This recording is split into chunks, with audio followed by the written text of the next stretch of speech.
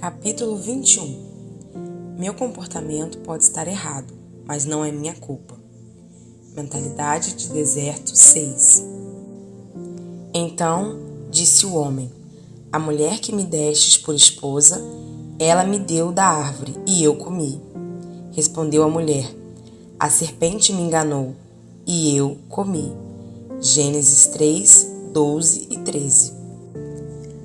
A relutância de alguém em assumir responsabilidade pelas próprias ações, colocando a culpa de tudo que está errado ou sai errado em outra pessoa, é um motivo muito sério para uma vida de deserto. Vemos o problema se manifestando desde o início dos tempos. Quando confrontados pelo seu pecado no Jardim do Éden, Adão e Eva culparam um ao outro, a Deus e ao diabo, evadindo-se, portanto, da responsabilidade pessoal pelas ações deles. É tudo culpa sua. Ora, Sarai, mulher de Abrão, não lhe dava filhos, tendo, porém, uma serva egípcia por nome Agar. Disse Sarai a Abrão: eis que o Senhor me tem impedido de dar à luz a filhos.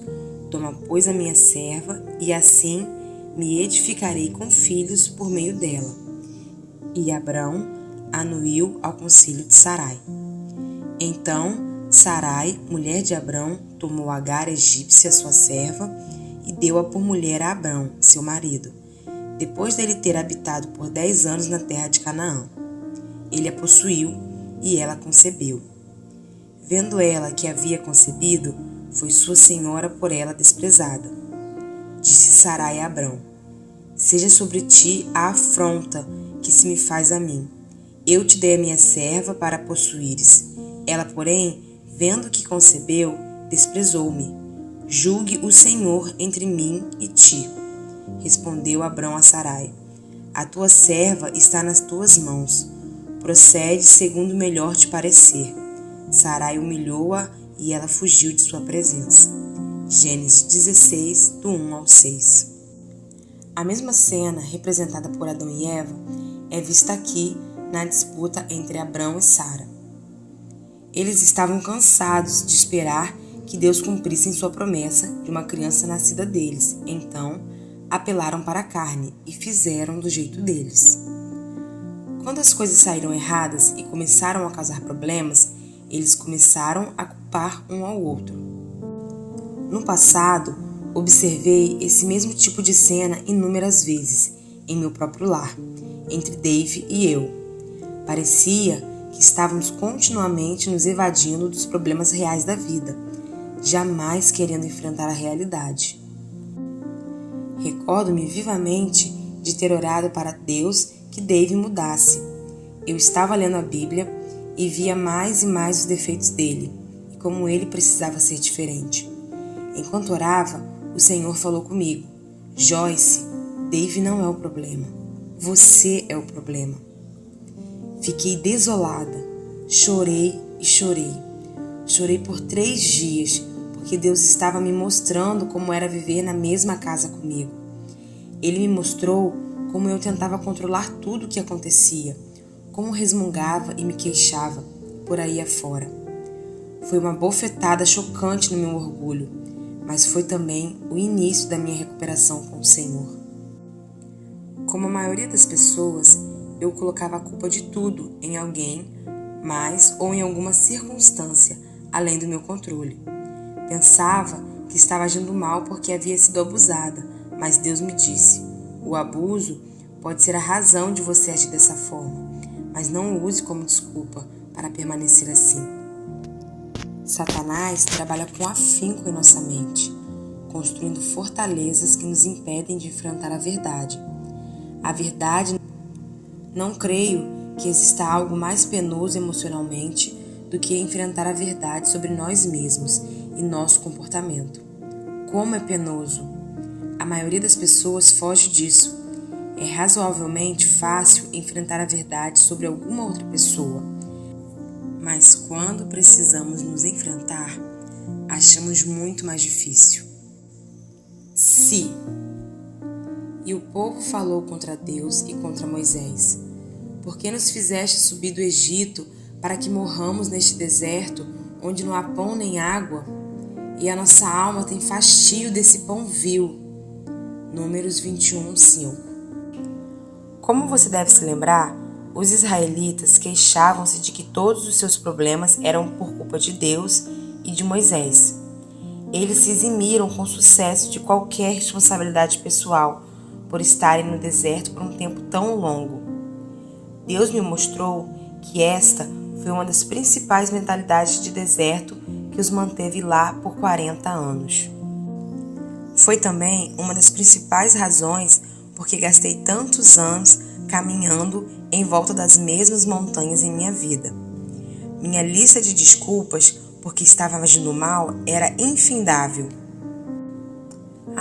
Se não tivesse sido abusada quando criança, eu não seria mal-humorada. Se meus filhos me ajudassem mais, eu agiria melhor. Se Dave não jogasse golfe aos sábados, eu não seria tão solitária. Se Dave me comprasse mais presentes, eu não seria tão negativa. Se eu não tivesse de trabalhar, não estaria tão cansada e irritável. Então, deixei o emprego. E então, se pudesse sair mais de casa, eu não ficaria tão aborrecida. Se apenas tivesse mais dinheiro, se nós tivéssemos nossa própria casa, então compramos uma e, se pelo menos não tivéssemos tantas contas, se tivéssemos vizinhos melhores ou amigos diferentes, e se. Mas, disse o Senhor a Moisés: envia homens que espiem a terra de Canaã, que eu hei de dar aos filhos de Israel. De cada tribo de seus pais enviareis um homem, sendo cada qual príncipe entre eles. Enviou-os Moisés do deserto de Parã, segundo o mandado do Senhor. Todos aqueles homens eram cabeça dos filhos de Israel. Ao cabo de 40 dias, voltaram de espiar a terra. Caminharam e vieram a Moisés e a Arão e a toda a congregação dos filhos de Israel no deserto de Parã, a Cádiz. Deram-lhe conta a eles e a toda a congregação e mostraram-lhes o fruto da terra.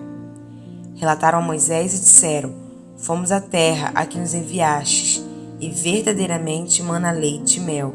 Este é o fruto dela. O povo, porém, que habita nessa terra é poderoso, e as cidades muito grandes e fortificadas. Também vimos ali os filhos de Anak. Números 13, 1-3, 25-28. Se e mas são as duas palavras mais enganosas que Satanás planta em nossa mente. Os 12 espias que foram enviados à Terra Prometida como patrulha de reconhecimento voltaram com um cacho de uva tão grande que tinha de ser carregado em uma estaca por 2 homens, mas o relatório que deram a Moisés e ao povo foi negativo. Foi o mas que os derrotou. Eles deveriam ter mantido os olhos em Deus e não no problema em potencial. Uma das razões de nossos problemas nos derrotarem é porque pensamos que eles são maiores do que Deus. Essa pode ser também a razão porque temos dificuldade de enfrentar a verdade. Não estamos certos de que Deus pode nos mudar. Então, nos escondemos de nós mesmos, em vez de nos encararmos como realmente somos. Agora, não me é tão difícil encarar a verdade sobre mim mesma, quando Deus está tratando de mim, porque sei que Ele pode me mudar, e já vi o que Ele pode fazer e confio nele. Entretanto, no início da minha caminhada com Ele, era difícil. Tinha passado a maior parte da minha vida me escondendo de uma coisa ou de outra. Tinha vivido na escuridão por um tempo tão longo que sair para a luz não foi fácil. A verdade no íntimo. Compadece-te de mim, ó Deus, segundo a tua benignidade e segundo a multidão das tuas misericórdias. Apaga as minhas transgressões. Lava-me completamente da minha iniquidade e purifica-me do meu pecado. Pois eu conheço as minhas transgressões e o meu pecado está sempre diante de mim. Pequei contra ti somente, e fiz o que é mal perante os teus olhos, de maneira que serás tido por justo no teu falar e puro no teu julgar. Eu nasci na iniquidade, e em pecado me concebeu minha mãe. Eis que te comprases na verdade, no íntimo e no recôndito me fazes conhecer a sabedoria. Salmo 51, do 1 ao 6. No Salmo 51, o rei Davi estava clamando a Deus por misericórdia e perdão, porque o Senhor estava tratando com ele sobre o seu pecado com Batseba e o assassinato de seu marido.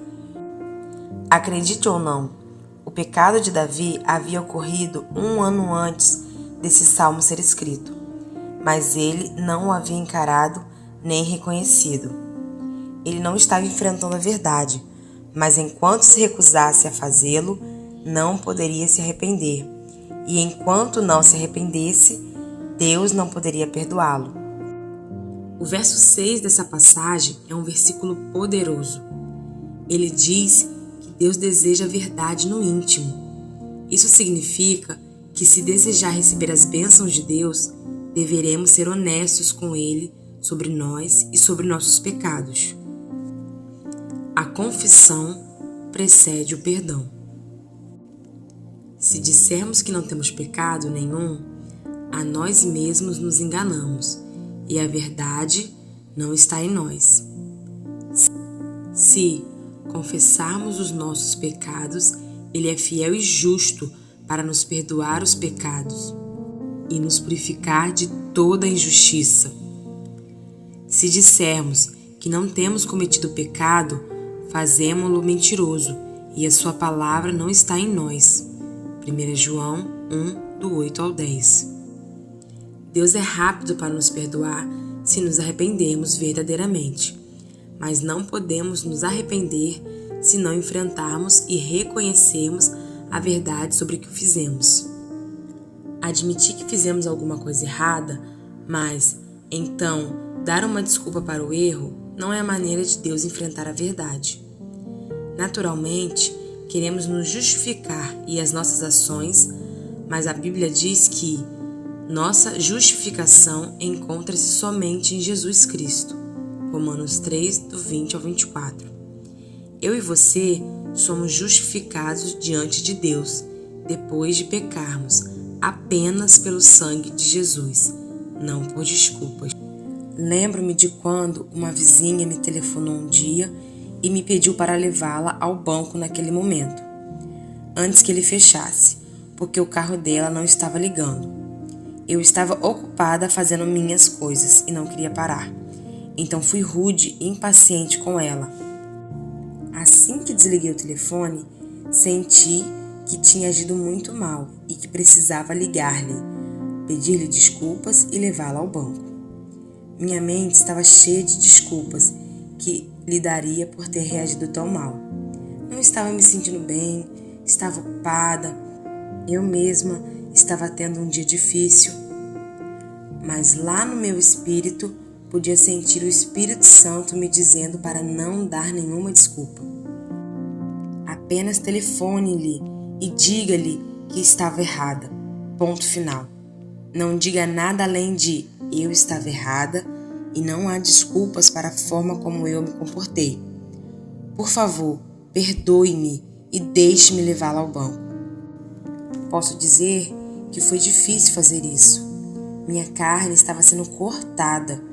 Podia sentir essa coisinha correndo em volta da minha alma desesperadamente, tentando encontrar um lugar para se esconder. Mas não há como esconder-se da verdade, porque a verdade é luz. A verdade é a luz. No princípio era o Verbo, e o Verbo estava com Deus, e o Verbo era Deus. Ele estava no princípio com Deus. Todas as coisas foram feitas por intermédio dele, e sem ele nada do que foi feito se fez. A vida estava nele, e a vida era a luz dos homens. A luz resplandece nas trevas, e as trevas não prevaleceram contra ela. João 1, do 1 ao 5. A verdade é uma das mais poderosas armas contra o reino das trevas. A verdade é a luz, e a Bíblia diz que a escuridão jamais subjugou a luz e jamais subjugará. Satanás quer manter as coisas escondidas na escuridão, mas o Espírito Santo quer trazê-las à luz e tratar delas. Então, podemos ser verdadeira e genuinamente livres. Jesus disse que a verdade nos libertaria. Essa verdade é revelada pelo Espírito Santo. O Espírito de verdade. Tenho ainda muito que vos dizer, mas vós não o podeis suportar agora. Quando vier, porém, o Espírito da verdade, ele vos guiará a toda a verdade. João 16, 12 e 13. Jesus poderia ter mostrado toda a verdade aos seus discípulos, mas ele sabia que eles não estavam prontos para isso. Ele lhes disse que eles teriam de esperar até que o Espírito Santo descesse do céu para ficar com eles e morar neles. Depois que Jesus subiu ao céu, ele enviou o Espírito Santo para trabalhar conosco, preparando-nos continuamente para que a glória de Deus fosse manifesta por nosso intermédio em vários níveis. Como podemos ter o Espírito Santo trabalhando em nossa vida se não enfrentarmos a verdade?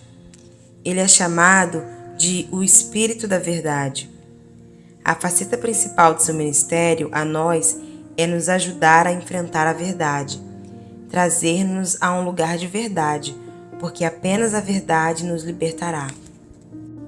Alguma coisa em seu passado, uma pessoa, um acontecimento ou circunstância que o magoou, pode ser a causa de sua atitude e de seu comportamento errado. Mas não permita que isso se torne uma desculpa para permanecer dessa forma. Muitos dos meus problemas de comportamento foram causados por ter sido sexual, verbal e emocionalmente abusada por muitos anos. Mas fiquei presa aos padrões de comportamento errado quando usei o abuso como uma desculpa para eles.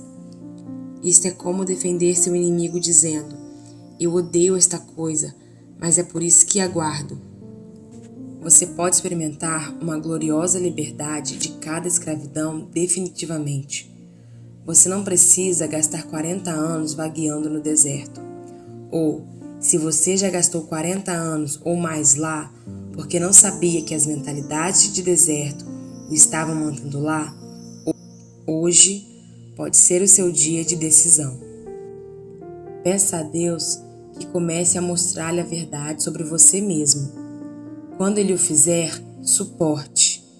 Não será fácil, mas lembre-se de que Ele prometeu: de maneira alguma te deixarei, nunca jamais te abandonarei. Hebreus 13, 5. Você está a caminho da saída do deserto.